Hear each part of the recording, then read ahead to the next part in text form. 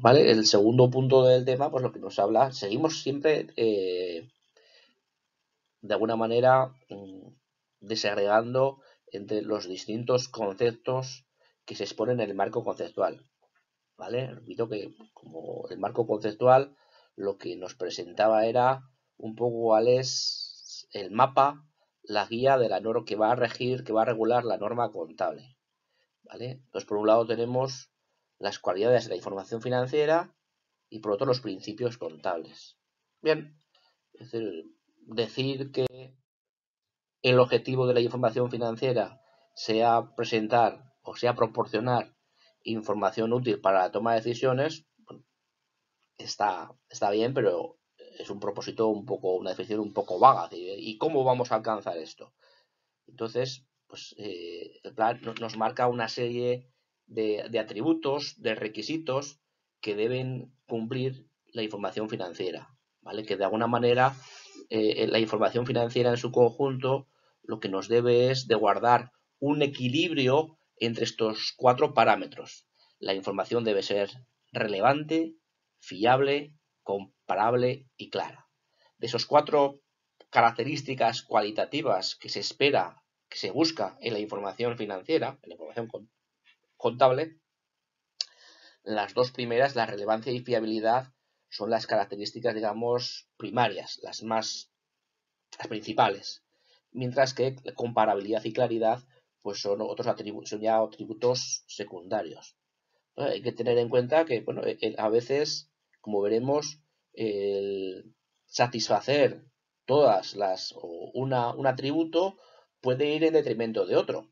Por eso es que cuando se toman las decisiones sobre cómo regular operaciones concretas, pues a veces se producen de alguna manera, es algo dinámico. Y bueno, a veces pues, cuidado porque si lo hacemos de esta forma, estamos potenciando la relevancia, pero a cambio lo hacemos menos fiable, o al revés, ¿vale? Entonces, bueno, en las siguientes transparencias, simplemente lo que nos muestra es cuáles son las definiciones de cada una de estas características, de estos atributos, ¿vale? Sobre todo cuando nos hablaba de relevancia, la relevancia es cuando la información es útil para la toma de decisiones. ¿Qué quiere decir esto? Pues que para que cuando tengamos un dato, una información, y esto no sea relevante, quiere decir que es necesario que la información la dispongamos de ella antes de tomar la decisión o después. De poco me sirve saber una información con mucha precisión si cuando me llega ya es tarde. ¿De acuerdo? De poco me sirve el conocer con exactitud cuál es, cuánto me va a durar, cuánto me ha durado un elemento de transporte, un vehículo, si cuando ya conozco esa información ya me he deshecho del vehículo. No, no, lo que a mí me interesaba era, de alguna manera, el tratar de anticiparme y evaluar cómo se iba a desgastar ese coche a lo largo del tiempo. Por eso, cuando tomamos decisiones sobre parámetros como la vida útil o como el método de amortización o incluso también el valor residual, a veces pues, se tienen que realizar en base a estimaciones. ¿Por qué se hacen estimaciones y no nos esperamos a conocer el dato definitivo? Porque cuando conocemos el dato definitivo ya es tarde, ¿vale? Entonces, esta relevancia, de ahí surge, se dice que la información es relevante cuando es oportuna. La oportunidad es que el estar disponible cuando se necesita, no después. Bueno, a veces, el tener la información con mucho tiempo, a su vez, pues nos puede ir restando precisión. Y esa es la segunda característica de la información financiera que tenéis ahí, la fiabilidad. Bueno, yo quiero que la información, tener la información de manera oportuna, antes de tomar la decisión, pero además esa información tiene que ser fiable, tiene, tiene que estar en la medida de lo posible cuanto más precisa mejor, cuanto más acertada mejor. Entonces eso es el requisito de fiabilidad, ¿vale? Pues la fiabilidad está relacionada con que no haya errores, con que sea neutral, no esté sesgada y, y además sea completa. Es decir, que no me centre en una parte de la realidad de la empresa y me olvide de otra. Que no me centre en cuál es el patrimonio de la empresa y me olvide de los resultados, o me centre en una parte del negocio y el resto no proporciona información. ¿Vale? La información para que podamos confiar en ella debe ser completa. ¿Vale? De ahí la característica, la cualidad derivada de integridad, no haya omisiones.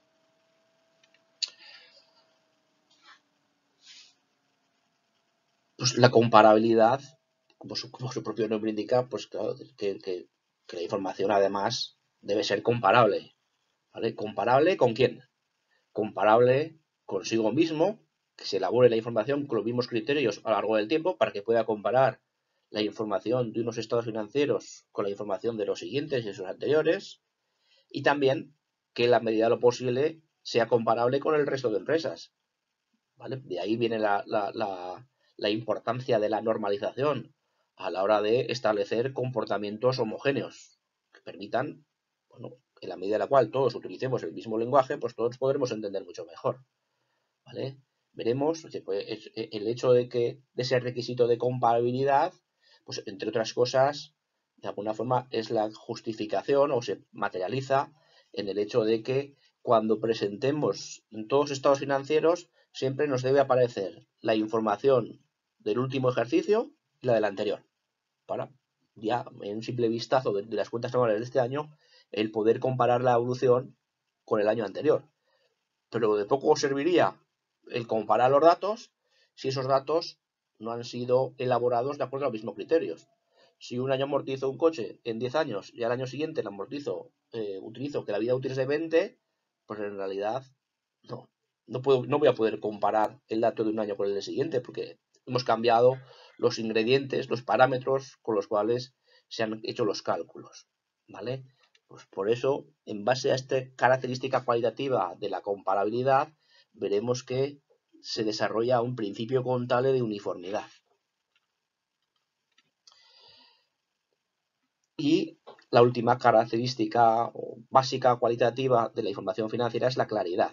La claridad lo que nos dice es, bueno, que la información debe ser que se entienda con cierta facilidad por los usuarios de la información, en la medida en la cual obviamente pues esos usuarios pues tengan los conocimientos mínimos sobre cómo se elabora sobre cómo funciona el proceso de información contable.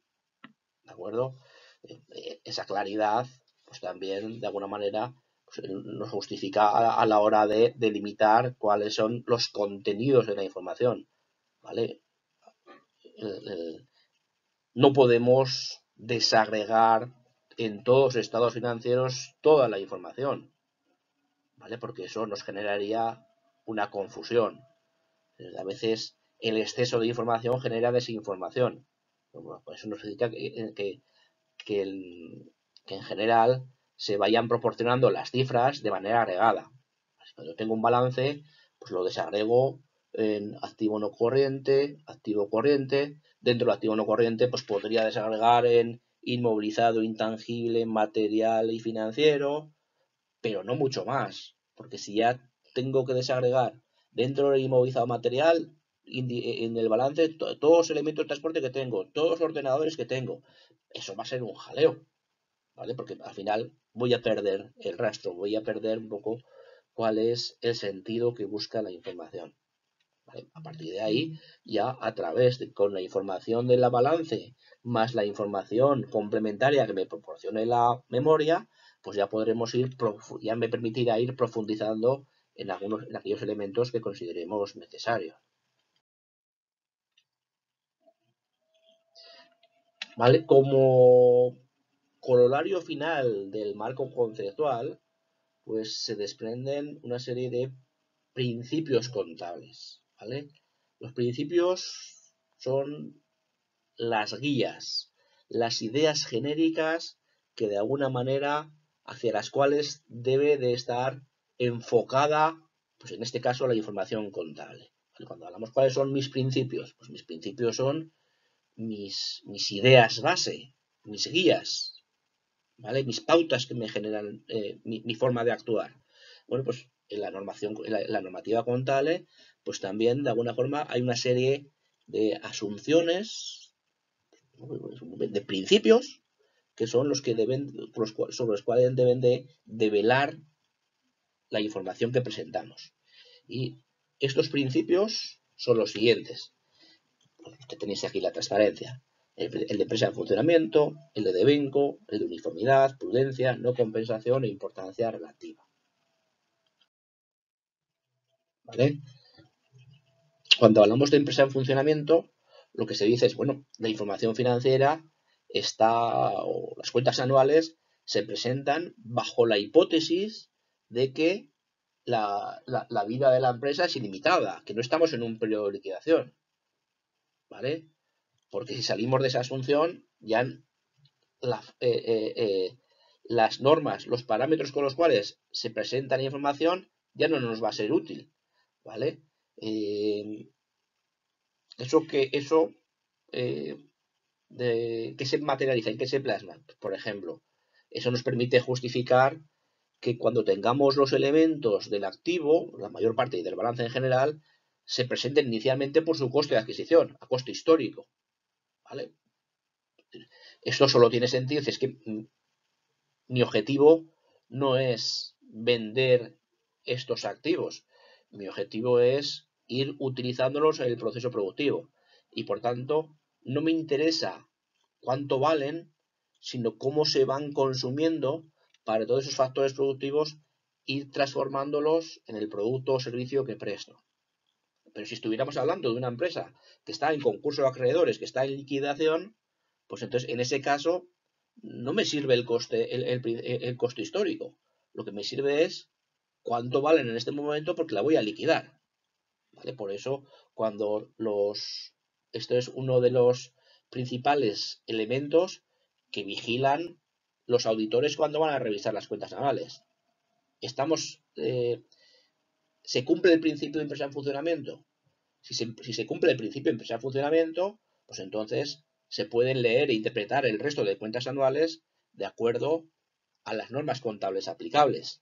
Pero si no se cumple el principio de empresa en funcionamiento, porque existen una gran incertidumbre sobre la continuidad de la empresa, pues el resto de información ya no me va a ser útil, porque está elaborada de acuerdo a otros parámetros, a otra posición.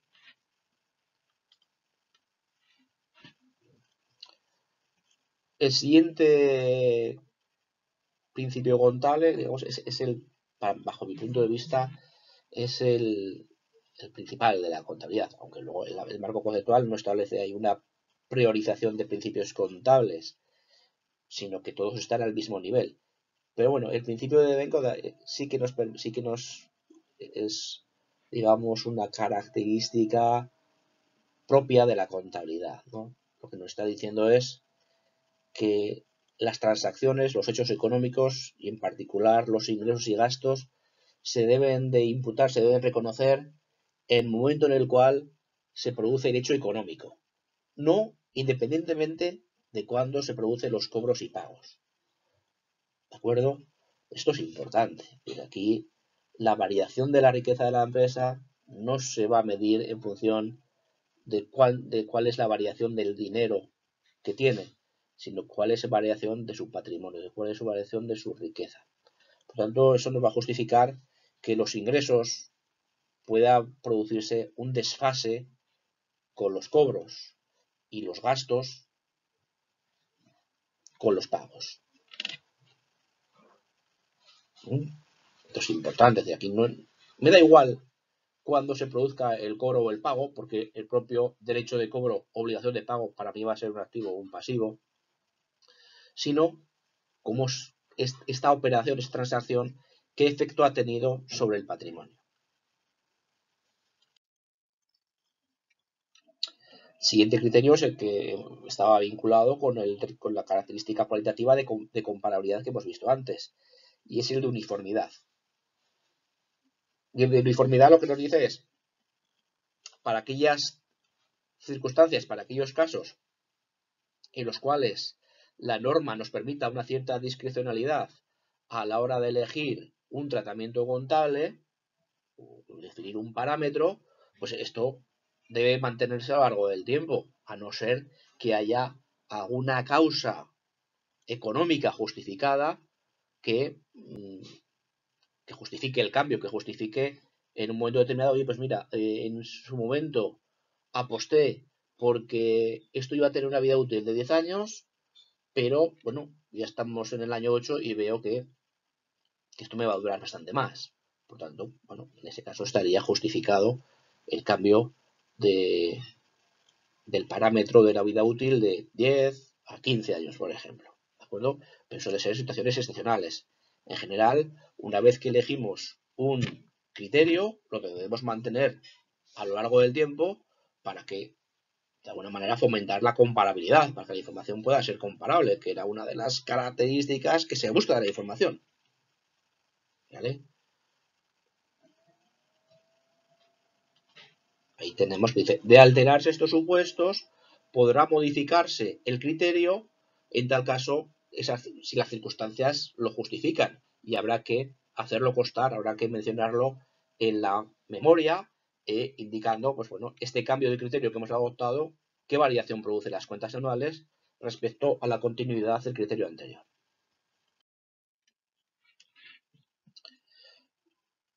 Siguiente, el principio de prudencia, lo que nos dice es, bueno, que tenemos que ser prudentes en las estimaciones y valoraciones, y en particular en el caso del reconocimiento de ingresos y gastos. Los beneficios, los ingresos no se reconocerán hasta que no sean ciertos, hasta que no se haya producido el hecho económico que los genera, mientras que en el caso de los gastos, pues los podemos anticipar.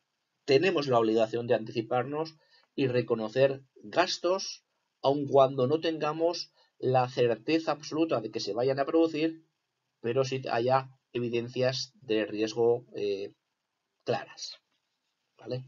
Eso nos justifica, por ejemplo, pues cuando tengamos un activo, si aunque nuestro valor contable marque un precio, si el valor recuperable está por debajo de ese valor contable, pues entonces tendremos que contabilizar una pérdida, un deterioro. Tenemos que corregir el valor a la baja. Sin embargo, eso no se produce cuando nos encontramos en la situación inversa. Si tenemos un terreno que nos costó 10.000 euros y que ahora vale 15.000 euros, no podemos reconocer ese beneficio potencial de 5.000 euros, porque el principio de prudencia me dice hasta que no se materialice, ¿lo has vendido o no? Por lo tanto, no tienes el beneficio todavía plasmado. Sin embargo, situación inversa sí que era. Si yo tenía el terreno o el edificio que lo compré por 15.000, pero actualmente no tiene un valor recuperable de 10.000, pues digamos, cuidado, que mi contabilidad me está ofreciendo valores sobrevalorados. Atendiendo al principio de prudencia, voy a corregir a la baja ese terreno. Todavía no lo he vendido, no lo he vendido, me da igual, pero la pérdida potencial está ahí latente. El principio de compensación, pues lo que nos dice es que no podemos compensar partidas de activo de pasivo o de gastos con ingresos, eso se entiende fácilmente. Si yo tengo un derecho de cobro con un proveedor de 10.000 euros y una obligación de pago, yo tengo un derecho de cobro con un cliente de 10.000 euros y una obligación de pago con un proveedor por 12.000, pues el principio de no compensación lo que no me permite es contabilizar una deuda neta por 2.000. Usted tiene un derecho de cobro de 8.000 y una deuda de 10.000. Y son conceptos que van por separado. No puedo compensar.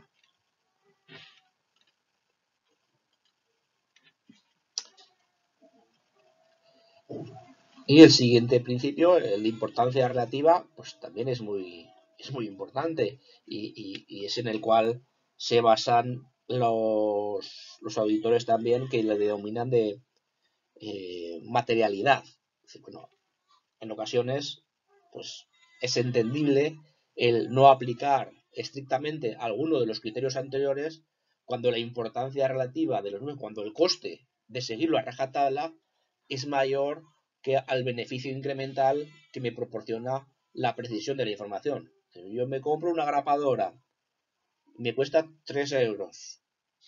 Bueno, ya sabemos que esa grapadora me va a durar, me va a permanecer en mi activo durante más de un año, durante 4 o 5 años. Sin embargo, por la escasa importancia económica del valor de esa grapadora, pues no tiene sentido que yo adopte un plan de amortización y que cada año amortice 50 céntimos o 60 céntimos de esa grapadora. Mira, contabilízalo como gasto, ya sabemos que estrictamente estamos hablando de un activo que va a permanecer en la empresa durante varios años, pero por importancia relativa es preferible el no hacerlo. ¿Vale? Como siempre, igual que sucedía con las características cualitativas, a veces un poquitín más de prudencia va a encontrar el devengo. Por lo tanto, cuando nos encontremos situaciones en las cuales existe conflicto entre varios principios contables, pues debemos de alguna manera, adoptar aquella posición, aquel razonamiento que de alguna manera conduzcan a una mejor expresión de la imagen fiel de la empresa.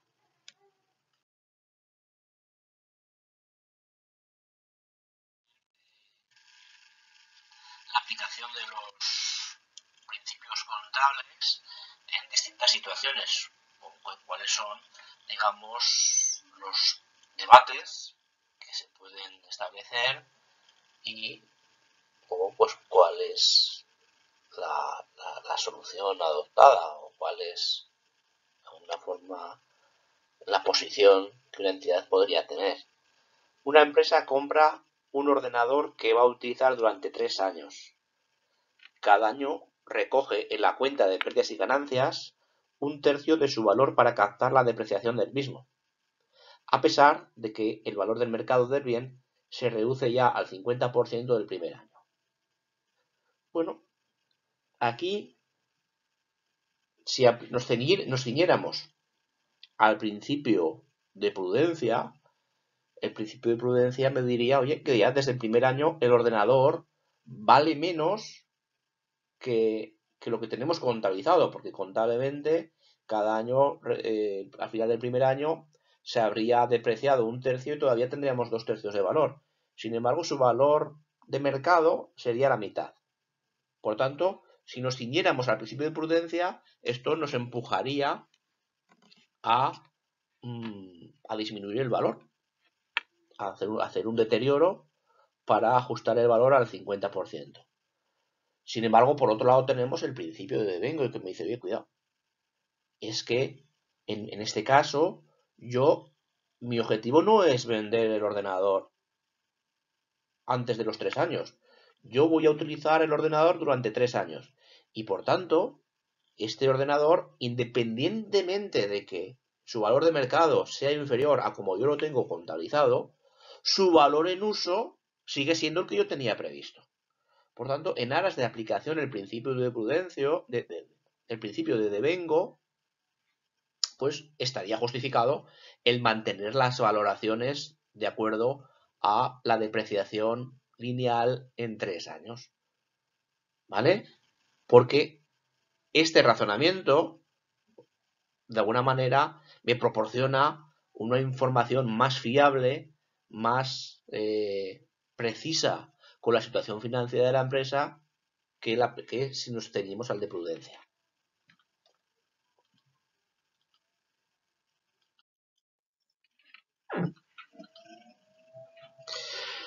Una empresa adquiere un vehículo el 30 de marzo por 25.000 euros y acuerda pagarlo en plazos iguales, en 30 y 60 días.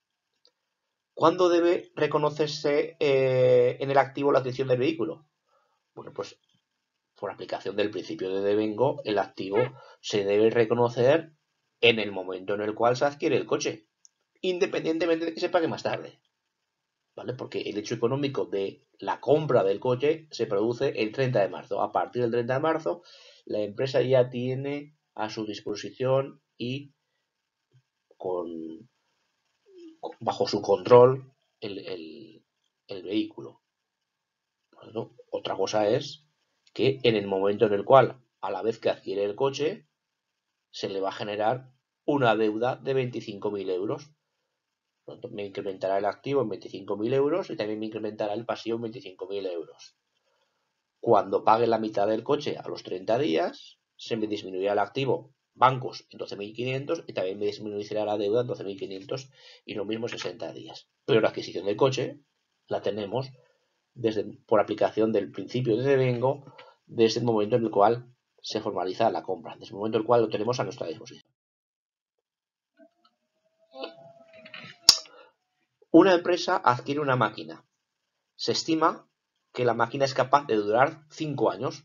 Porque, en consecuencia, pues cada año lo voy a amortizar un 20% de su valor. Si me costó 1.000 euros, cada año amortizaré 200.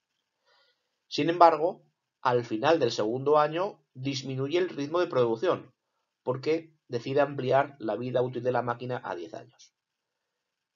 Esto, inicialmente, podría ser contraproducente con el principio de uniformidad, que me dice, oye, si usted ha decidido amortizarlo en 5 años, es decir, ir consumiendo esa máquina en 5 años, pues debería de mantenerlo en 5 años. Sin embargo, en este caso, la aplicación del principio de uniformidad no me... La situación sobrevenida posteriormente justificaría un cambio, porque ese cambio me reflejaría mejor la imagen fiel de la empresa. Es decir, bueno, yo cuando estimé una vida útil de 5 años, la estimé en base a unos parámetros, en base a un nivel de uso de utilización de aquel momento. Sin embargo, si se ha producido un cambio por el cual produzco menos, también voy a consumir menos. Por tanto, la máquina me va a durar más y la voy a tener más años para poder consumirla. Entonces, aquí el cambiar la vida útil de 5 a 10 años, pues se saltaría el principio de uniformidad, pero estaría justificado. Por lo tanto, esa sería una situación en la cual nos estaríamos no respetando el principio de uniformidad para atender mejor el principio de devengo y los requisitos de correlación de ingresos y gastos. Esta máquina al final me va a generar beneficios durante 10 años. Por tanto, los gastos también los voy a repartir en 10 años. ¿Vale?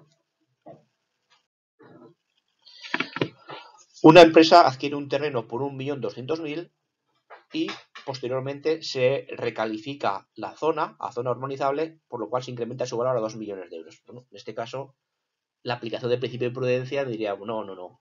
Tú sigue manteniendo el valor del terreno en 1.200.000 euros porque ese beneficio posible de 800.000 euros todavía está sin materializar.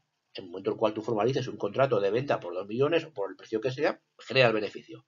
Pero en tanto en cuanto esto no sea un hecho consumado, lo mejor es, por prudencia, mantener el valor inicial. Una empresa cobra 1.000 euros por el alquiler del local y paga 200 euros por el alquiler de otro local, por lo cual decide reconocer un ingreso neto de 800 euros. Esta actuación no sería adecuada, no sería correcta, porque se estaría saltando, estaría incumpliendo el principio de no compensación.